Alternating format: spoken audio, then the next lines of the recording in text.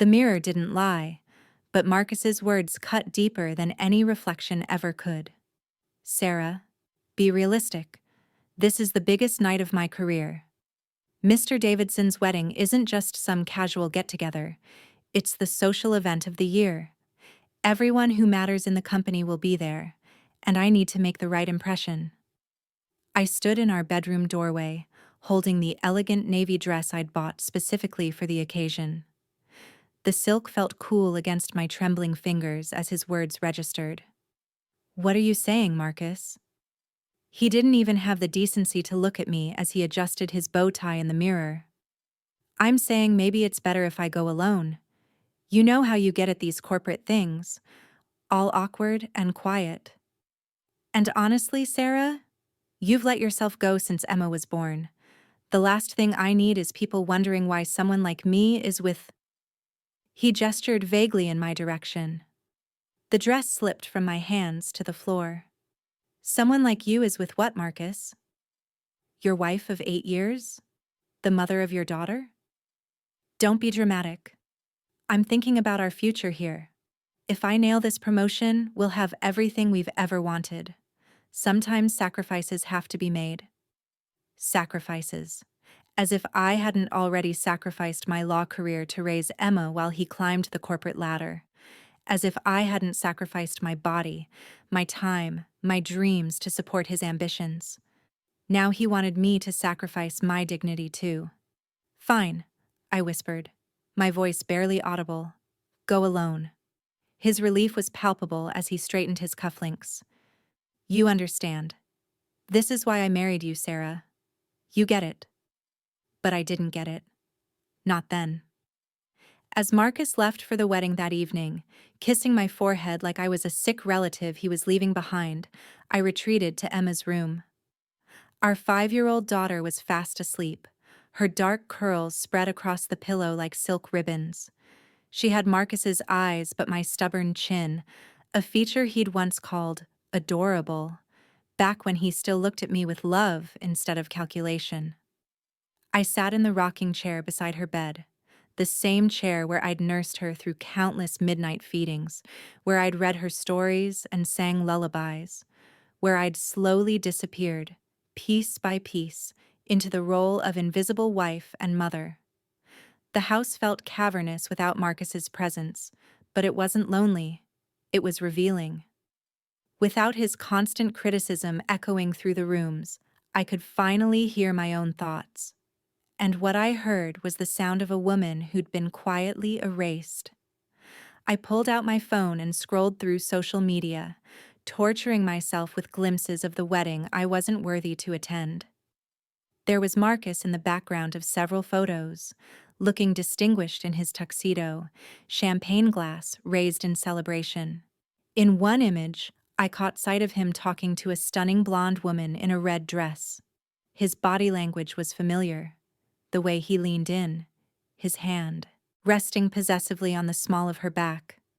My blood turned to ice. I recognized that posture because it used to be reserved for me. The way his thumb traced small circles, the way his head tilted just so when he whispered something private. I screenshotted the image before I could stop myself, zooming in until I could see her face clearly. Victoria Sterling. I knew her from Marcus's company directory, the new marketing executive who'd joined 6 months ago. The same time Marcus had started working late, taking business calls in his study with the door closed, buying new cologne. Everything clicked into place with sickening clarity. This wasn't about me being too ugly for a wedding. This was about Marcus needing a clear path to his new life, one that apparently included Victoria Sterling, but not his exhausted wife, who'd let herself go. I spent the rest of the evening diving deep into social media, piecing together a timeline I'd been too trusting to see. There were business trips that lined up with Victoria's travel schedule, client dinners that were actually romantic restaurants, conference photos where they stood just a little too close. The betrayal cut deeper than his cruel words about my appearance. He'd been systematically erasing me from his life, while I'd been home changing diapers and managing our household. believing his lies about working toward our future. By the time Marcus stumbled home at 2 a.m., smelling like expensive perfume and champagne, I was ready. "How was the wedding?" I asked from the kitchen table, my laptop open in front of me. He loosened his bow tie, avoiding my eyes. "Good. Boring, actually. You didn't miss much." I turned the laptop screen toward him. "Funny, because you look like you're having quite a good time here." The photo filled the screen. Marcus and Victoria, his arm around her waist as she whispered something in his ear that made him throw back his head and laugh. Neither of them was wearing wedding rings. Marcus's face went white, then red. "Sarah, I can explain." "I'm sure you can. You've gotten very good at explaining things away, but I don't want to hear it tonight." He started to protest, but I held up my hand. "Tomorrow, we're going to have a conversation about our marriage. Tonight, you're sleeping in the guest room. And Marcus, next time you want to call your wife too ugly to be seen in public, maybe make sure she's actually too stupid to figure out why." The next morning, Marcus tried damage control. He brought me coffee in bed, the way he used to during our early marriage, and launched into an elaborate explanation about Victoria being a valuable business contact, nothing more. "You're paranoid, Sarah. The stress of being home with Emma all the time is making you see things that aren't there. Maybe you should talk to someone about this anxiety." The gaslighting was so smooth, so practiced, that for a moment I almost doubted what I'd seen. But then Emma ran into our bedroom, launching herself onto the bed between us. "Daddy, did you have fun at the party last night? Mommy was crying after you left." Marcus's jaw tightened imperceptibly. "Mommy was just tired, sweetheart. Why don't you go get ready for breakfast?" After Emma skipped out of the room, Marcus turned to me with cold eyes. "Don't involve her in our problems, Sarah. It's not good for her to see you like this." "See me like what? Like a woman finally waking up to the truth about her husband?" "I want you to stop seeing Victoria," I said quietly. "There's nothing to stop. But even if there was, you can't control who I work with. This promotion is too important for me to limit my professional relationships because of your insecurities." Professional relationships. I almost laughed at the audacity. "Then I guess we have a problem." Marcus straightened his tie with the same dismissive gesture he'd used the night before. "The only problem is your imagination, Sarah. I suggest you focus on taking better care of yourself instead of inventing conspiracies. Hit the gym. Do something with your hair. Maybe then you won't feel so threatened by every woman I work with." He left for the office, and I sat in our bed wondering how I'd become so invisible that my own husband thought he could rewrite reality in front of me. But Marcus had underestimated me. The woman who'd graduated top of her law school class might have been dormant for 8 years, but she wasn't dead. I started by consulting with my old law school roommate, Jennifer, who now ran a prestigious family law practice. Over coffee, I laid out the evidence I'd gathered: financial records showing unexplained expenses, credit card statements with charges at restaurants and hotels I'd never seen, phone records revealing hundreds of calls and texts to Victoria's number.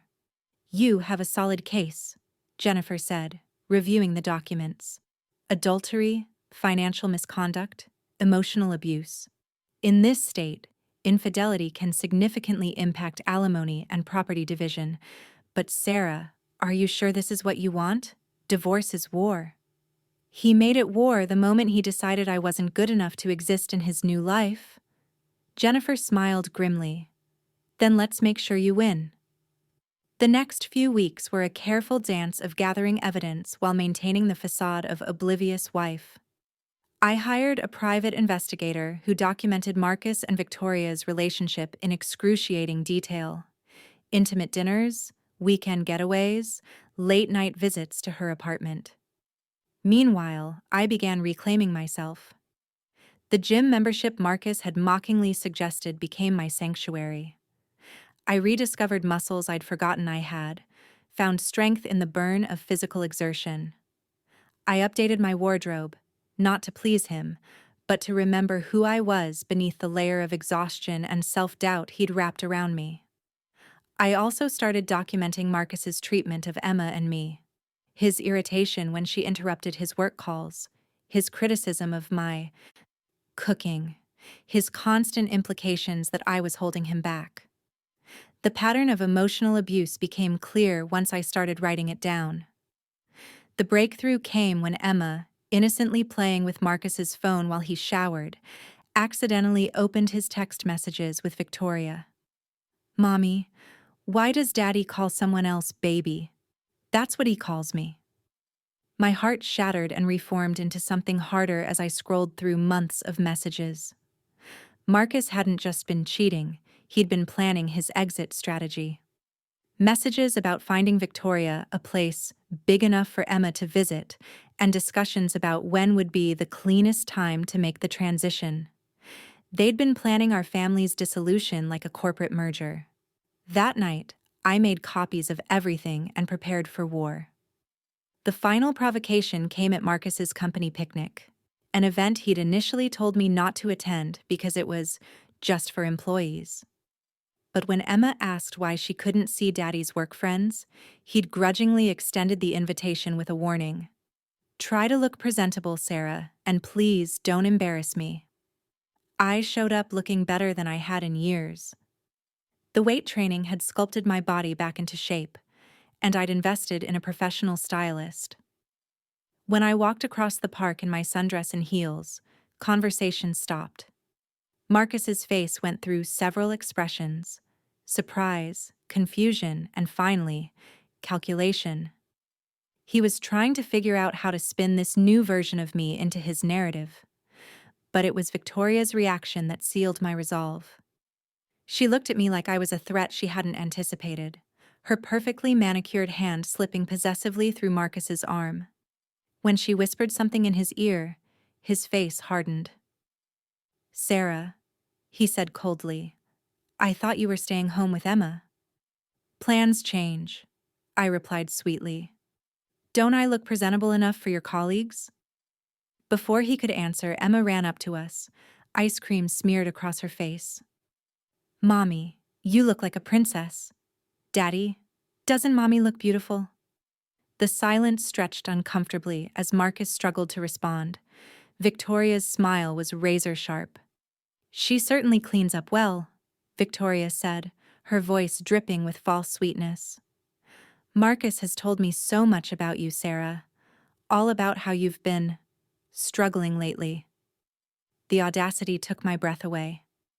This woman was discussing my marriage struggles caused by her affair with my husband, to my face, at a company picnic.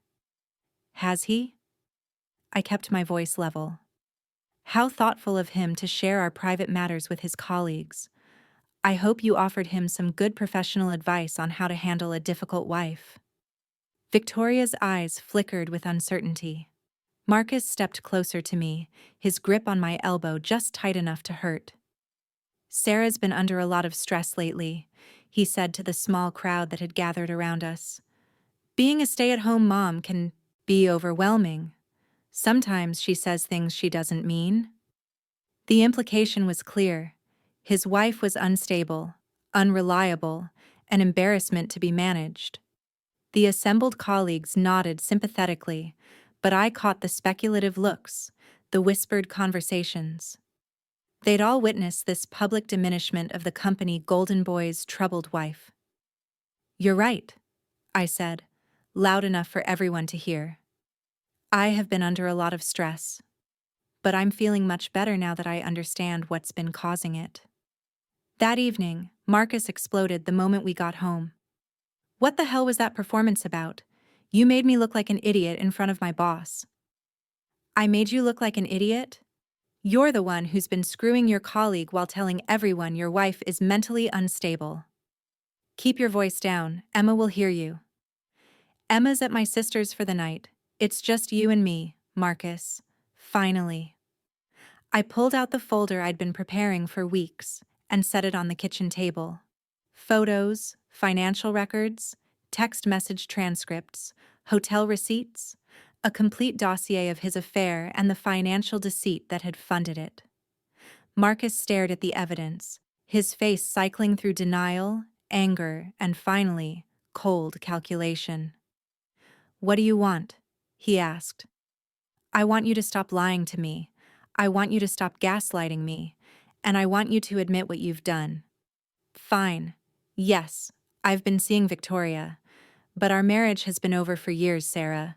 We're roommates at best. You can't tell me you didn't know something had changed between us." "Something changed because you changed it. You withdrew from me, criticized me, made me feel worthless, and then used my reaction to that treatment as justification for cheating. I never meant for it to happen with Victoria, but she makes me feel alive again. She's ambitious, beautiful, successful. Everything I'm not.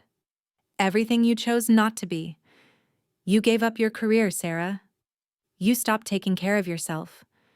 You became someone I couldn't relate to anymore." The cruelty was breathtaking in its honesty. He was rewriting our history to make my sacrifices for our family into personal failures that justified his betrayal. "I gave up my career to raise your daughter while you built yours. I let myself go because I was exhausted from managing our home and child care while you traveled and worked late. And every time I tried to discuss how isolated and overwhelmed I felt, you told me I was being dramatic or hormonal. That's not how I remember it. Of course it's not. But I have documentation now, Marcus. I have records of every dismissive comment, every time you made me feel small, every financial decision you made without consulting me. I have evidence of systematic emotional abuse." Marcus's face went pale. In his world of corporate maneuvering, documentation was power, and I'd just revealed that the power dynamic in our marriage had shifted. "What do you want?" he repeated. "I want a divorce, and I want you to know that when this goes to court, I'm going to make sure everyone understands exactly who you are and what you've done. Sarah, think about Emma. Think about what a divorce will do to her." I am thinking about Emma. I'm thinking about what it will do to her to grow up watching her father treat her mother like garbage. I'm thinking about the example we're setting for her, about what love should look like. Marcus stood up, straightening his shirt with the same dismissive gesture I'd seen 100 times. "Fine. If you want to destroy our family over a moment of weakness, that's your choice. But don't expect me to make this easy for you. I'll fight for Emma, and I'll fight for my assets. You walked away from your career, Sarah. You have no income, no recent work experience. What judge is going to give a dependent spouse custody of a child when the father can provide a better life?" The threat was clear. He would use my sacrifices for our family against me in court. "We'll see," I said quietly. Marcus moved out the next week, claiming he needed space to think while he worked through our marital issues. The reality was clearer when Emma came home from a weekend visit talking about Daddy's new friend Victoria and how nice her apartment was. The divorce proceedings began 2 months later, and Marcus's strategy became immediately apparent. His legal team painted me as an unstable, vindictive wife who'd abandoned her professional life and become entirely dependent on her successful husband. They argued that my emotional fragility and lack of income made me an unsuitable primary custodian for Emma. They had character witnesses testify to my erratic behavior at company events, the same colleagues who'd watched Marcus systematically undermine me in public. They presented my decision to leave my law career as evidence of lack of ambition and commitment. It was a masterful character assassination, and for the first few months, it seemed to be working. But Marcus had made a crucial error in judgment. He'd assumed I was the same broken woman he'd been emotionally abusing for years. He didn't realize that the process of documenting his betrayal had also been the process of reclaiming my strength. Jennifer and I built a counter-narrative methodically. We presented evidence of Marcus's financial infidelity, money he'd spent on his affair that belonged to our marital assets. We documented his pattern of emotional abuse through text messages, emails, and recorded conversations. We showed how his criticism and undermining had been a deliberate campaign to isolate and control me. Most importantly, we presented evidence of my professional competence. I'd been volunteering at a legal aid clinic during the divorce proceedings, rebuilding my skills while helping other women in situations similar to mine. My supervising attorney testified to my sharp legal mind and dedication to client advocacy. The turning point came during Marcus's cross-examination. Jennifer methodically walked him through his affair, forcing him to admit to lying about business trips, falsifying expense reports, and using marital assets to fund his relationship with Victoria. "Mr. Williams," Jennifer said, "you've testified that your wife was emotionally unstable and that this contributed to the breakdown of your marriage. But isn't it true that you began your affair with Ms. Sterling before your wife exhibited any of the behaviors you're describing?" The timeline is complicated. Is it? Because according to phone records, you and Ms. Sterling exchanged over 300 text messages in the month before your wife ever confronted you about your behavior. That doesn't sound like a response to her instability. That sounds like the cause of it. Marcus's lawyer objected, but the damage was done. The judge was getting a clear picture of a man who'd systematically betrayed and manipulated his wife, then tried to use her emotional response to that betrayal against her in court. But the real revelation came when Emma was interviewed by the court-appointed child psychologist. At 7 years old, she was articulate and observant in ways that surprised everyone. "Daddy used to make Mommy cry a lot," she told the psychologist. "He would say mean things about how she looked, and then tell her she was being too sensitive when she got sad. Victoria is nice to me, but I heard her tell Daddy that maybe I should go to boarding school so they could travel more." The psychologist's report was damning. Emma felt more secure and happy in my custody, describing our home as peaceful compared to the tension she'd felt when Marcus lived with us. She also expressed anxiety about the adults in her father's life, making decisions about her future without including her mother. When the report was read in court, Marcus's face crumbled. He'd been so focused on winning against me that he'd forgotten the battle was supposed to be about what was best for Emma. The climax came during the final hearing. Marcus's lawyer made one last attempt to discredit me, suggesting that my return to legal work was a calculated move to impress the court rather than genuine career rehabilitation. "Your Honor," the lawyer said, "Mrs. Williams abandoned her promising legal career 8 years ago. Her recent volunteer work is admirable, but it doesn't erase nearly a decade of professional stagnation. Can she really provide the stable, financially secure environment that Emma needs?" Jennifer rose for my defense, but before she could speak, something unexpected happened. Emma, who'd been sitting quietly in the gallery with my sister, stood up and walked toward the judge's bench. The courtroom fell silent. "Excuse me," she said in her clear 7-year-old voice. "I have something to say about my mommy." The judge, surprised but gentle, asked if she'd like to speak. Emma nodded. "My mommy is the smartest person I know. She helps other mommies who are sad like she was. She reads to me every night and helps with my homework and makes sure I eat vegetables even when I don't want to. Daddy is smart too, but he's been mean to Mommy for a really long time. Victoria told him I should go to boarding school, but Mommy would never send me away. I want to live with Mommy."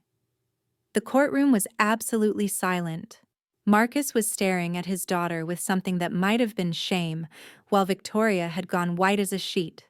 The judge looked at Emma with gentle seriousness. "Thank you for telling us how you feel, sweetheart. That was very brave of you." As Emma returned to her seat, I felt years of doubt and self-recrimination finally lifting from my shoulders. My daughter had seen everything, not just the surface drama, but the deeper truth about love, commitment, and what family really meant. In his final ruling, the judge awarded me primary custody of Emma with generous visitation rights for Marcus. The financial settlement was substantial, including compensation for the marital assets Marcus had spent on his affair and a recognition of my financial sacrifices during our marriage. But the real victory was smaller and more personal. As we left the courthouse, Marcus approached me one last time. "Sarah, I never wanted it to end this way. Despite everything, I did love you once." I looked at the man who'd spent years convincing me I wasn't worthy of love or respect, who'd tried to erase me from my own life. "The tragedy isn't that you stopped loving me, Marcus. It's that you made me stop loving myself. But I found my way back to who I was before you convinced me I was nothing." Emma slipped her hand into mine as we walked away from the courthouse. "Mommy, are we going to be okay?" I squeezed her small fingers, thinking about the job offer I'd received from the legal aid clinic, about the apartment I'd found in a good school district, about the future that stretched ahead of us. Uncertain, but entirely our own. "Yes, sweetheart, we're going to be better than okay." 6 months later, I ran into Victoria at the grocery store. She was alone, looking tired and drawn. Marcus had indeed gotten his promotion, but the scandal of the divorce proceedings had tarnished his reputation at the company. Victoria's star had fallen along with his. "Sarah," she said awkwardly, "how are you doing?" "I'm well," I replied and meant it. "How are things with you and Marcus?" She looked away. "Complicated. It turns out that men who cheat with you will eventually cheat on you too." I felt a moment of sympathy for her, not because she deserved it, but because I understood now what it felt like to be slowly erased by someone who was supposed to love you. "I hope you find what you're looking for," I said, and I meant that too. Emma and I left the store together, our cart full of groceries for the dinner party we were hosting that weekend. A celebration with the friends who'd supported me through the divorce, the colleagues who respected my professional comeback, the community I'd built around us.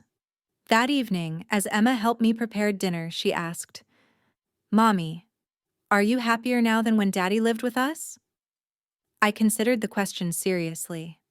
Our life was busier now, more financially challenging, full of the kind of uncertainty that would have terrified me during my marriage, but it was also honest, authentic, and entirely ours to build.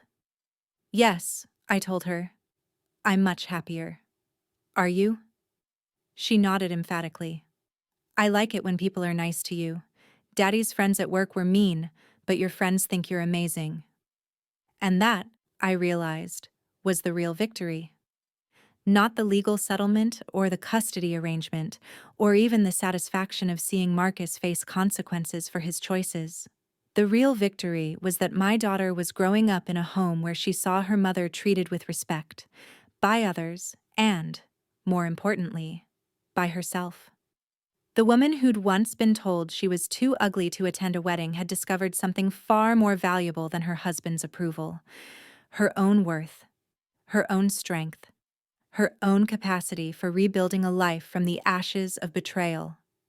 And in the end, that was a kind of revenge that no court could have awarded me, the revenge of living well, loving myself, and showing my daughter that sometimes the greatest act of courage is refusing to accept less than you deserve. The mirror in my new apartment showed me the same face that Marcus had found so unworthy. But now, when I looked at my reflection, I saw someone different. A woman who'd fought for herself and won. A mother raising a daughter to expect better. A person who'd learned that the most powerful revenge against those who try to diminish you is simply refusing to stay diminished. It had taken years to learn that lesson, but it was worth the wait.